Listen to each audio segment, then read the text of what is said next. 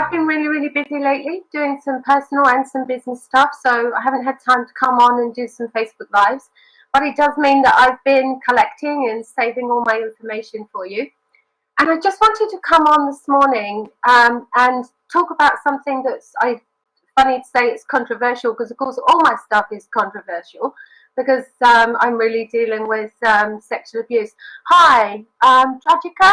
Hi, thanks for joining. I've got my glasses on. Sometimes I try and do contact lenses, but I've got my glasses on so that I can see you and talk to you and interact with you while I'm doing this. So if you have a look at what I've posted, what I want to talk about today is something that I didn't sleep much last night. I was thinking about it all last night, because it was a thought that came to me from some work that I was doing yesterday. And really, so the foundation of this is that abuse is the major factor facing our society today. And the way I was thinking about this, I thought we pour all of these resources and education into, all of these resources into health and education. So we look at depression and what pills we should give people. We look at anxiety and how should we medicate them to control their anxiety. Our education system is totally antiquated, and people just don't get the education about the things that they need for life today. And really, this all came to me, and I was thinking, so we're spending all this money supporting all these people in different ways. You could bring people with weight issues, obesity into this too, and think of the money that goes into these things. And from my experience, and also from wider research, 80% of people presenting with medical problems like anxiety, PTSD, depression, obesity, 80% of them have abuse in their background. And their symptoms are due to their abuse. So they don't have depression. They do have depression. But why are we treating the symptom instead of the root cause? And so the root cause of so much in our society, when you look at the prison systems that are overflowing, they're overflowing, yes, they're overflowing with criminals, but a lot of those are really hurting people. No one sets out to be a criminal. They're a product of their environment. They have needs that weren't met when they were children. They didn't choose to be born. They didn't choose to be abused. They didn't choose to be brought up that way. They are a product of what was fed into them. And yet we look at them as criminals. No one ever looks at people who are hurting and angry and presenting in the world in that way and says, what happened to you?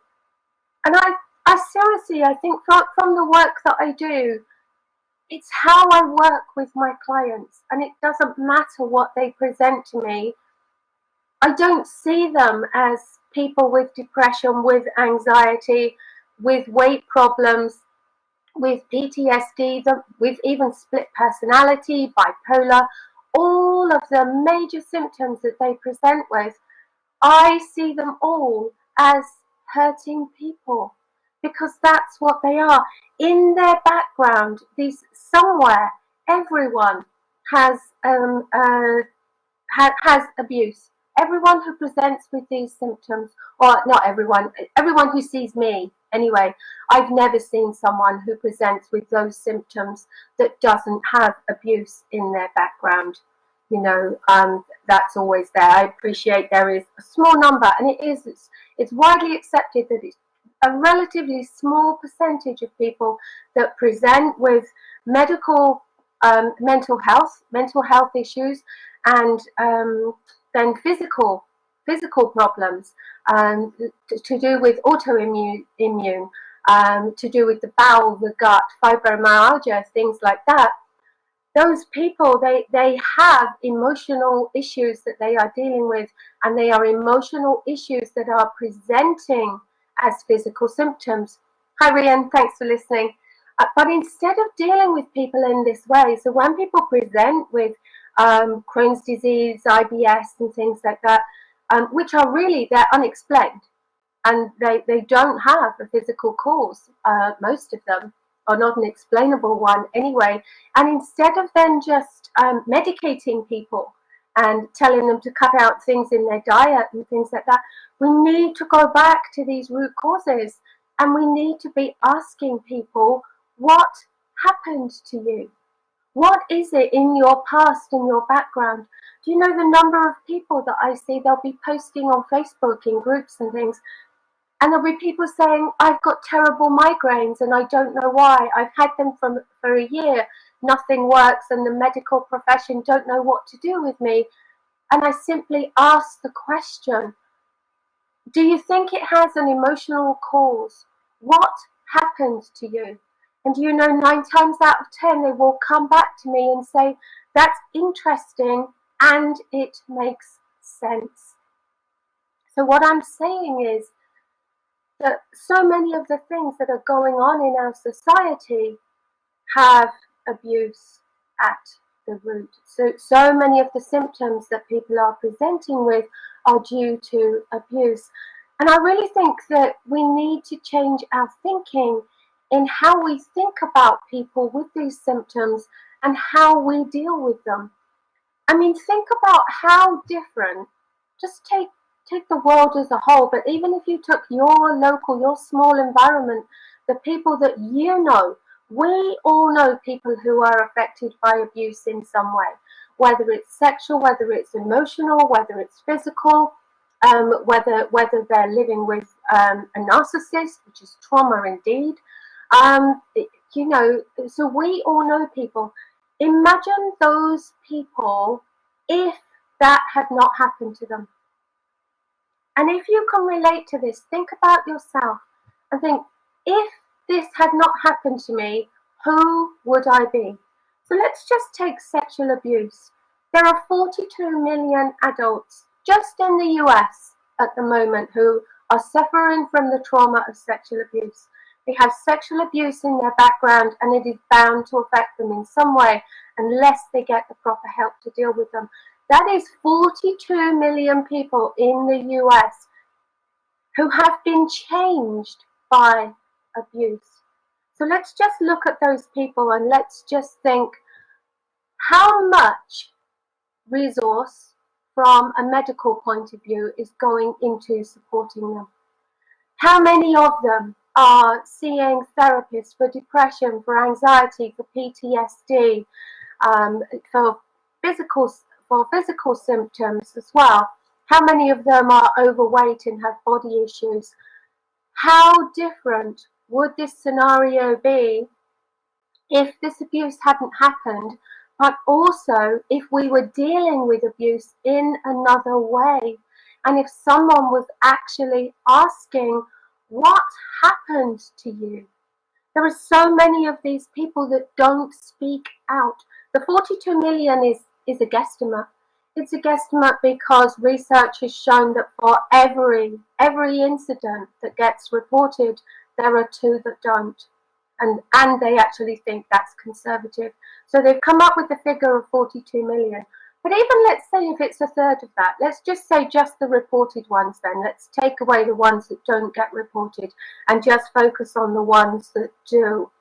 How different would those people's lives be if they didn't have that abuse in their background? Who would they be? They would be completely different. So, and because of the way they feel about themselves today, it's impossible for them to even think about who they might be. What might they achieve? Where might they go? What kind of life might they live? And all the resources that are being poured into them, and I'm not saying they shouldn't be, they absolutely should. There is not enough support. There is just not enough, there just isn't enough for these people. So yes, there should be resources going into this. But how different would it be if those resources were actually going into the root cause, the abuse? If it was going into educating people about abuse, about what it is, and if it was supporting people who might be abusers, and just in a different way. if you can imagine this, what we have a huge cycle, because people who are abusing are a product, normally, but they're a product of their own environment. Sometimes it's as simple as they were in an environment that was very controlling as children, and as they grow up, or even as they are children or adults, abusing someone else is a way that they can take control. So let's look at this cycle.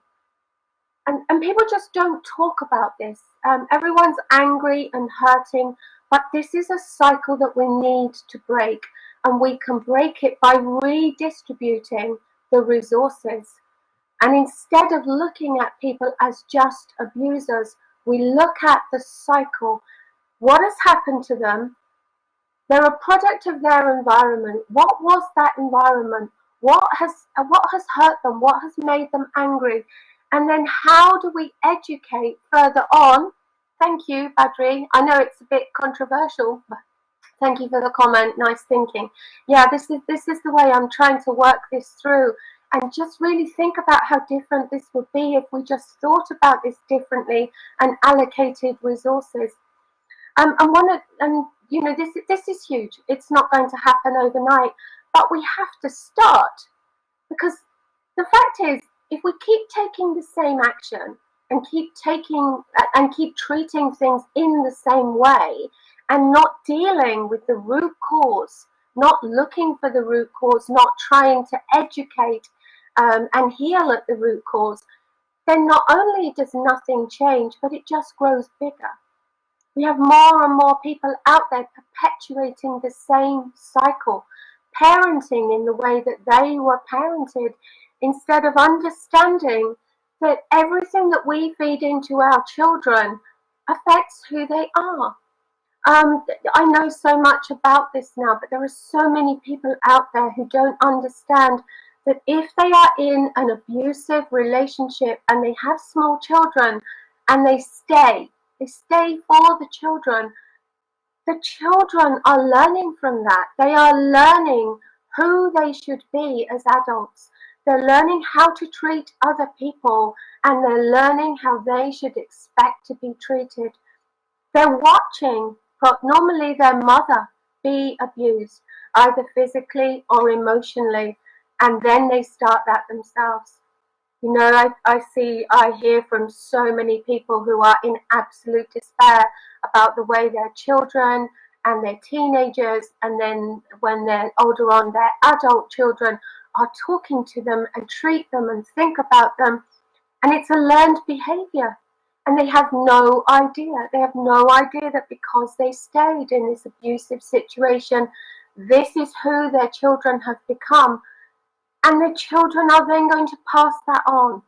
Now, the only good thing is, of course, I know there are some bad sides to the internet, but there is so much education now, and people are starting to understand that we are products of our environment, and that when we recognize those things in ourselves later on that we don't like and we want to change, we know that we can. The help is out there. We understand these days that we can fundamentally change who we are by doing the work to become different people. And then as different people, we feed different things into the people around us. So this, I'm not saying this is easy. It's a very, very complex puzzle. But we have to start. If we don't start, we get nowhere, and it just gets worse. Look at all the things that are simply becoming, they're just becoming out of control. When you look at the number of people that are obese, the number of people that are being treated for depression, for anxiety, here's a fact. No one is born depressed. A baby isn't born depressed. A baby isn't born anxious. People aren't born with PTSD unless they have a trauma in the womb. That can happen. But for most people, these are learned behaviors. People are depressed because of the way they have been treated.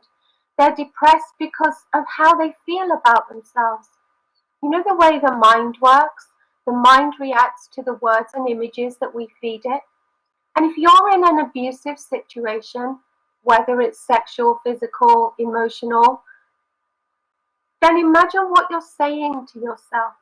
It's well known that one of the major factors of depression is the words and images that we say to ourselves. So think about these people that are in these abusive situations, and all they hear about themselves every day, every minute of every day, is that they are worthless, they have no value, and the way they are treated supports that. Those are the words and images that they are telling themselves for life. It's their belief about themselves. So no wonder they have anxiety.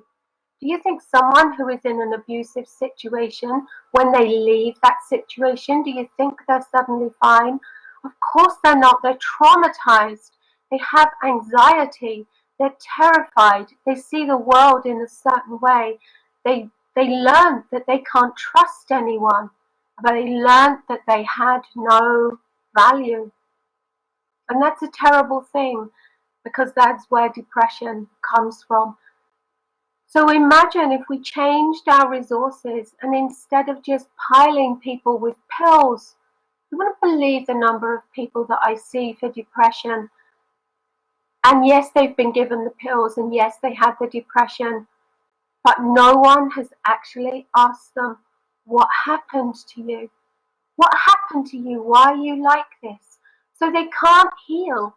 All they can do for the rest of their life is take pills. And again, this is a box that people get stuck in.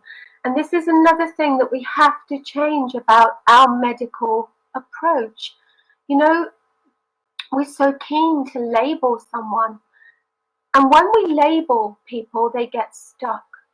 You know, people with depression still believe that their depression is due to a chemical imbalance. And if you actually want to Google that and look that up, there's very, very little depression that is due to a chemical imbalance. It was a theory. It was never proved. And that's why medication works for some people, and for others it doesn't. So yeah, research that. It's a little bit complicated. I don't want to go into it now. But so many people believe that they can't be healed because of their disorder. I was talking to someone the other day who was very concerned about a very angry 7-year-old, a 7-year-old who was constantly challenging authority, trying to do the opposite of what she was told. And they went through all these tests. Think of the money involved here, all these tests.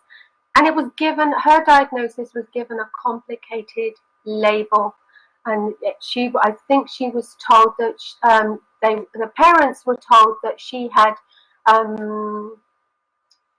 authoritative a disorder with authority anyway, and it meant that she did the total opposite of what she was told.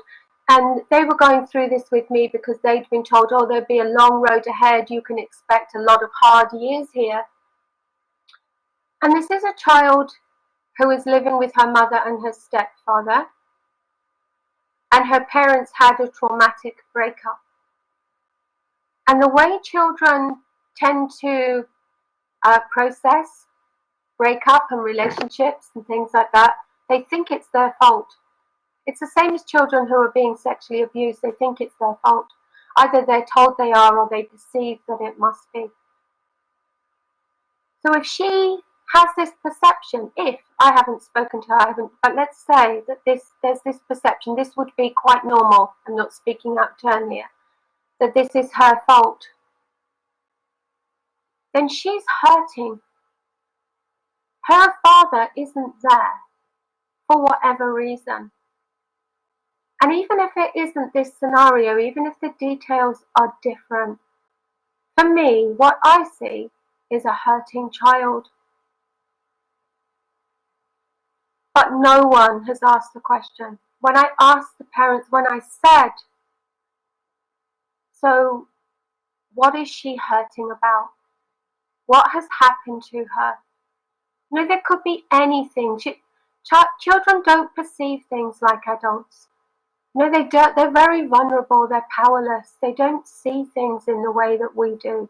They don't have our choices. I know this from my own traumatic background with being bullied at school. It's easy for children to feel trapped and that everything is their fault. And what I said was, so why is she hurting? And for me, that's all we need to know. Because if we find out why she's hurting, we can find out what her unmet need is. And when you start to meet the needs of an unmet child, their anger goes away. Their need to defy you goes away. And I don't think it's that difficult. I know from the work that I do, it's not that difficult. And yet we give people these complicated diagnoses. I'm not saying that none of them are relevant. I'm just saying, you see, the way the mind works, when you tell someone that something is going to be difficult, that's what they believe. And with the mind reacting to the words and images that you feed it, if you tell your mind that something's going to be difficult, then your mind thinks it is. If you tell it, we're going to get through this, we're going to do everything we can, and we're going to do it as fast as we can, then that's what your mind believes, and your mind starts to support that action. Anyway, so I hope this made sense, really. I mean, there's so much more. I'm going to save it for another day because it's going on quite a lot. But really, what I wanted to do here is to really bring attention to the fact that we are looking in the wrong places. We're dealing with the wrong things in the wrong way. And that's why we literally have this pandemic, epidemic worldwide of people who are hurting and are being medicated for their symptoms, but their hurt is not being dealt with, which is why the medication is limited. We need to start asking people, what happened to you? We need to work with them to change how they see themselves, which is what I do very, very quickly for people. We need to heal at a roots level basis and change the cycle. This is a huge and complex issue, and I just wanted to put that thought out there. Imagine how different it would be if we saw addicts, criminals, people in prison, people who are suffering from the trauma of abuse and have mental health issues. People have all sorts of physical issues. Imagine if we started to look at those people and say, what happened to you? And we deal with the root cause. How incredibly different our society and our world would begin to look. Anyway, I'll leave that with you. You'll all have your own take on that. You'll have ways to relate to it. You'll have ways that it relates to you. I'm going to leave it with you, and yeah, we'll come back to it. But keep leaving your comments, please, and I'll be back with another live soon. Thanks for listening to me. Thanks. Bye.